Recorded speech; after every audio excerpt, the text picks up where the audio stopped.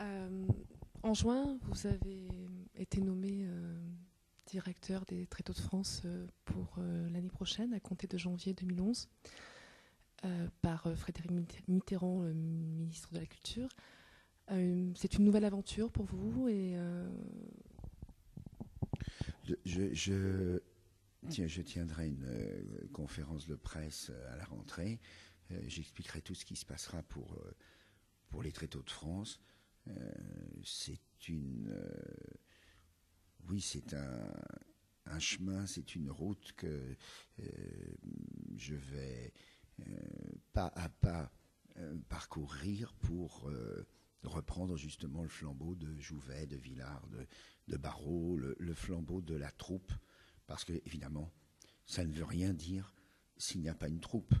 Il ne s'agit pas du tout de conduire la volonté de Jean Danet, qui est le fondateur des Tréteaux de France, et qui avait une troupe sous un chapiteau, et quelquefois il prenait un ou deux comédiens différents selon le spectacle, mais c'était toujours à peu près les mêmes comédiens. Et puis cette idée de troupe qui va partout.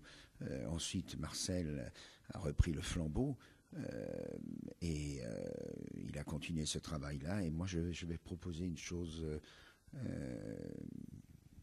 un, un nouveau, un nouveau style au Tréteau de France. Mais je me sens exactement, d'ailleurs, je parlais de Laurent Blanc, comme Laurent Blanc, c'est-à-dire devant une page blanche et être tenu de trouver, comme lui, il va trouver sa nouvelle équipe de France, de trouver cette nouvelle troupe de théâtre et de défendre un style de théâtre, j'espère, qui rencontrera le public, en tout cas qui sera motivé par une morale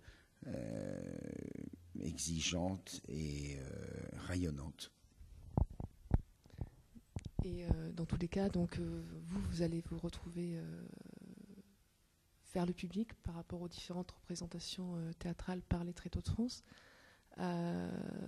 Est-ce que vous... En 2007, nous avions eu la chance de voir les Tréteaux de France dans la région. Est-ce qu'on aura également la chance de vous revoir ou peut-être que c'est peut-être un petit peu trop avancé maintenant, mais est-ce que, à l'occasion, vous pourriez revenir dans le sud de la France? Je reviendrai certainement à Valréas. Je reviendrai dans la région. Il y a le château de Grignan aussi à côté qui est magnifique. Oui, je reviendrai, c'est sûr et certain. Je connais très bien cette région. J'y étais il y a très longtemps en tournage et je suis venu hier justement au, devant devant Simiane là. C'est un lieu absolument magnifique où on peut avec des gradins donner des représentations extraordinaires. On enlève le parking pendant 2-3 jours et on y reçoit les grands textes au lieu d'y recevoir les voitures. Et puis on redonne à cette place son caractère lumineux et historique. Et puis le lieu où j'étais hier aussi. Non, il y a des lieux magnifiques et vraiment je félicite ceux qui se sont battus pour ces nuits, année après année, qui perdurent. Et oui, je reviendrai. C'est avec plaisir, dans tous les cas, que nous vous accueillerons dans notre région. Le cinéma, pour vous, qu'est-ce que vous avez des projets ou vous êtes peut-être plus basé maintenant sur le théâtre?